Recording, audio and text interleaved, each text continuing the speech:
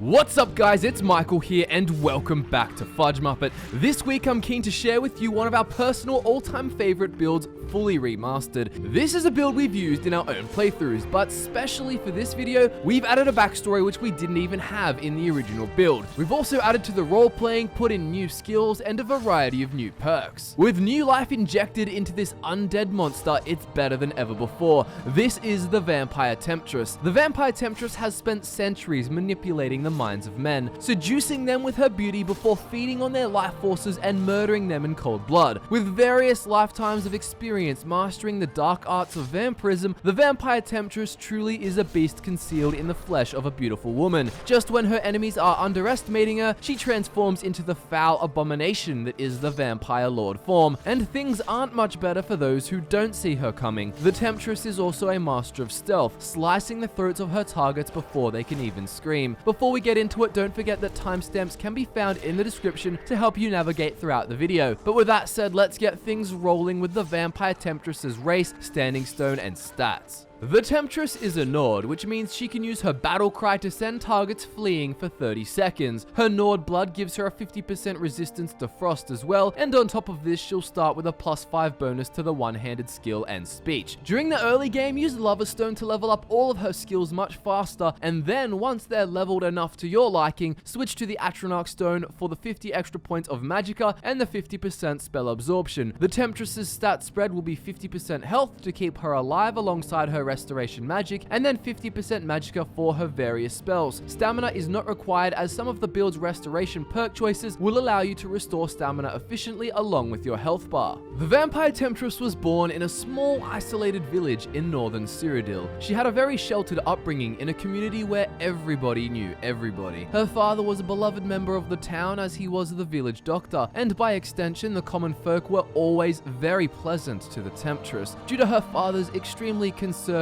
beliefs, the Temptress was kept far away from any suitors who happened to be sniffing about. Due to the low population of the town and the fact that all of the boys her age were gap-toothed farm boys, the Temptress felt no real need to rebel against her kind and loving father. From a young age, he taught her tricks of the trade, hoping that one day she would be able to take over his work. During her youth, the Temptress contributed to the family upkeep by working at the stables, tending to horses and training them. Her closest co-worker happened to be a man who was interested in her. He was a short, pleasant-featured Imperial named Luther, and about a year prior, his father had approached hers with the proposition of a fruitful marriage. The Temptress's father had swiftly declined, and she was thankful for it, but that hadn't stopped him from casting lingering glances her way. She could feel his stare often, but she had mastered tuning it out and feigning obliviousness. Working at the stables was always more chaotic at the dawn of spring. There was an annual festival in the village to celebrate the passing of another winter, and to coax good fortune from the gods for the agricultural year ahead. It was a staple of the festival that the horses would partake in the revelries in various equestrian events. However, it was the dancing that filled the Temptress with anxiety, another uncomfortable evening shooing away unwanted admirers, but of course she attended. Aside from respectively declining the 5 men she would turn down every year, the evening was beautiful. The winter blanket of grey cloud had vanished, and the spring was welcomed by a full sky of glistening stars and a moon which cast a radiant silver glow over the village. The Temptress spent most of the evening watching the frivolities from the outskirts, never really committing to getting completely involved in any of the events. As the night neared its end, her eyes were caught by a mysterious stranger she'd never seen before. He had marvelous eyes which encapsulated the color of the sun, and his gaze was directed right at her. This was the first time in her life that a man's attention had stirred anything but discomfort in her, and she found herself swooning. He approached her as she tried to calm her racing mind, and the next thing she knew, they were dancing. As the festival drew to a close, the man led her away with a firm but gentle grasp, and he took her to the secluded stables at the edge of the village. She followed willingly, and as she leaned against the stable, her head swimming with romantic thoughts, his glare turned hostile, hungry, and then he attacked her. She made to scream, but the shock of his teeth sinking into the flesh of her neck took the wind from her cry. She remembered nothing more as she fell to the land on the hay-strewn ground, blood seeping from her fang marks to be soaked up by the dry grass. The next day, she awoke at dawn. She remembered vaguely what had happened, and as she felt the wounds on her neck, she was filled with a moment of of panic, just enough to send a surge of adrenaline through her veins. Thankfully, she was still alone. No one had returned to the stables yet, as the workers were probably too hungover to hear the cockerel's call. As she made her way into the adjacent field, the morning sunlight pierced through her pupils, causing a sharp pain to spring to life in her head. Her only option was to get to bed, and she managed to make it through the village and to her room without being seen by anyone. She spent the next few days in bed, convincing her father to leave her be. Her excuse that she had drunk far too much at the festival was becoming very unconvincing, but were she to show herself to her father, he would recognize her symptoms instantly. With no option left, the temptress got back to work the next day, avoiding coming too close to anyone. The sunlight caused her head to throb more and more each day. She knew what was happening. She also started to feel an insatiable thirst.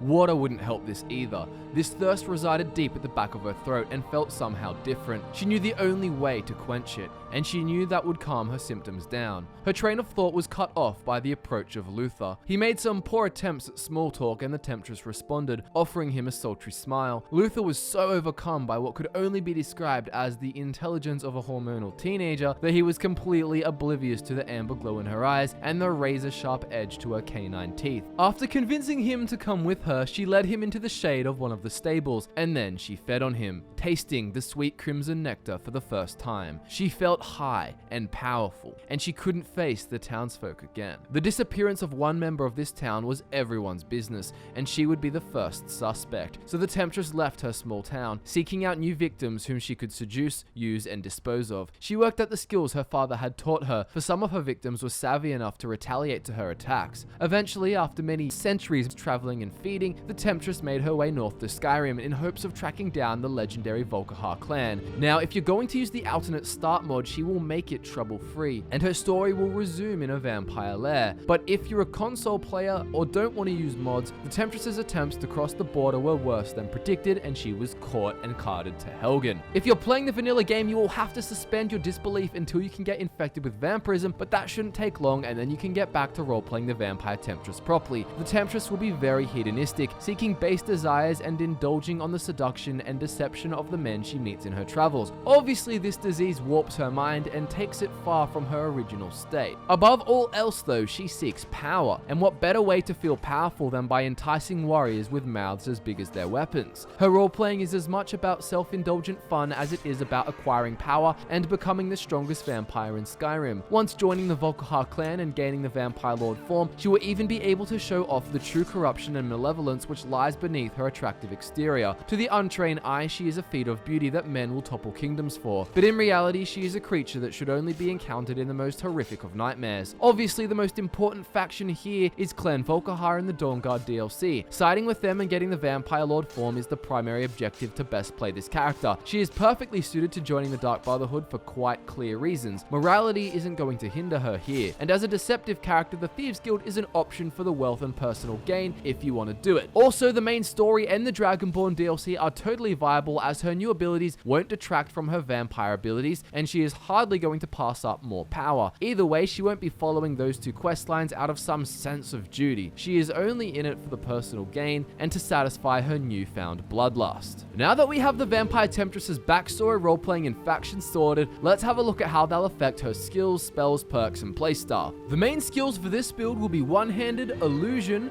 Restoration, and Enchanting, which are both new skills, Sneak, and finally Speech. Now before we go more into detail with specific perk choices, let's quickly go over the spells you'll need to learn. From Illusion, get Invisibility. This will be your go-to stealth spell. But before you get this spell, Muffle is effective for a lower level and also to train up your illusion. The other two illusion spells to get are obviously Frenzy and Pacify. With these, you'll be manipulating more than just the minds of men, you'll also be manipulating the battlefield. And then from Restoration, get Close Wounds, and then use any other healing spells before this until you can get it. But with that said, here are the Temptress's essential perks. With the amount of men she's taken down in her long vampire life, all surrendering their better judgment for a chance with her, you'd imagine she's quite good with the one-handed skill.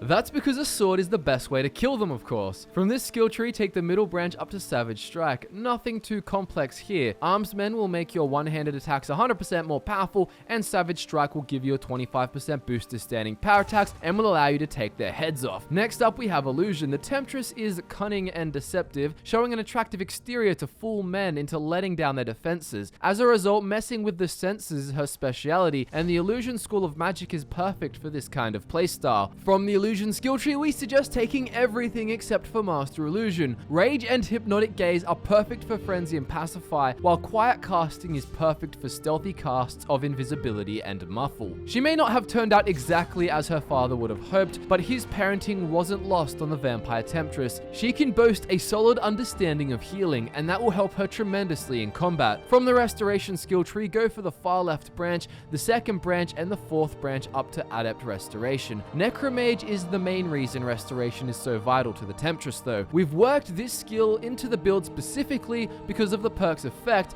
which makes all spells more effective against undead. Now, as a vampire, you are undead, meaning that all of your spells will be improved, all of your powers and active effects, and even enchantments in general will get improved by this, regardless of the enemy type. Simply because you are undead, Necromage will make a whole bunch of your stuff more powerful. Additionally, Regeneration and Respite are great for giving the Vampire Temptress the ability to regain health and stamina during the day. Our final mage skill is Enchanting, and we'll be using this on all of our equipment except for our hood and our sword. From this skill tree, we recommend taking the middle branch up to Extra Effect. From the Thief School, our first main skill is Sneak. This skill is the Vampire Temptress's key to getting the upper hand in combat. She's had to practice this skill every time she escapes one of her countless victims. From the Sneak skill tree, take everything except for Deadly Aim and Assassin's Blade. Now, this build uses Harken's Sword. We don't really use a dagger, but we can use the Blade of Woe if we want to, in which case, if you want to, you can go up and get the Sneak perk that affects daggers, but really, you don't need it, even if you do want to get the dagger. Now, the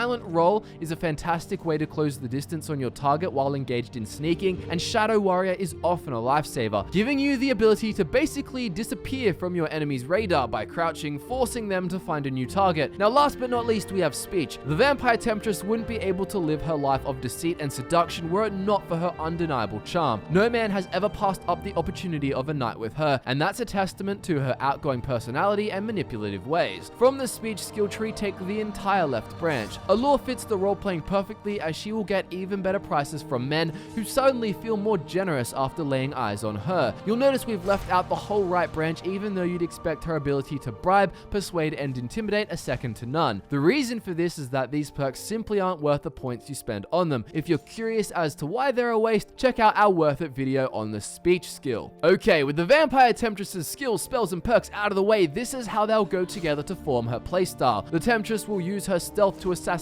her targets with deadly sneak attack damage. The combination of Invisibility and the Shadow Warrior perk is a treat for getting as many chances as you need to silently assassinate just about everyone you want dead. If you're in the mood for it, or the Temptress has a specific reason to really hate whoever you're killing, you can always ditch the subtlety to go in swinging. Our setup is definitely strong enough to viably do this. If you do this, or if you find yourself unable to stay undetected, Pacify and Frenzy are your aces in the hole. Use these to cause a commotion or to calm everyone down when things get a bit too spicy. Of course, the Temptress will also be feeding on people as she sees fit, but the last thing to mention is that after starting the Dawnguard DLC, you'll also have the added option to go into Vampire Lord form. This is for those times when stealth goes out the window or you just fancy going beast mode. In terms of gear, the Vampire Temptress will wear the black variant of Vampire Armor with Vampire Boots and Vampire Gloves. To top this off, wear the Shrouded Hood from the Dark Brotherhood. Enchant the armor with Fortify Illusion and another enchantment of your choice, the boots with Fortify Sneak and Fortify One-Handed, the gloves with Fortify One-Handed and another enchantment of your choice, and then also be sure to wear a ring and necklace of your choice for the extra enchantment slots. On these, put Fortify Illusion and One-Handed. You could potentially use the Bonehawk ring if you'd like, just for the aesthetic, and enchant that. As for weapons, there are two choices here. We've got the Blade of Woe, which can be your stealthier pick that you can use if you want to spec into the Dagger Sneak Multiplier perk in the Sneak tree that we're not necessarily getting, but you can get it if you want to, and the other weapon is Harkon's sword, which you should definitely be using, and it's going to be a more powerful choice. You can choose one or the other, or use both. It's up to you. Subscribe to Fudge Muppet and give the video a like if you enjoyed it. This has been our latest Skyrim Remastered build, the Vampire Temptress. In the description, you can find timestamps to each section of the video, as well as the link to our Patreon and to all of our social media accounts. As always, thank you so much for watching. I've been Michael, and I look forward to nerding out with you again very soon.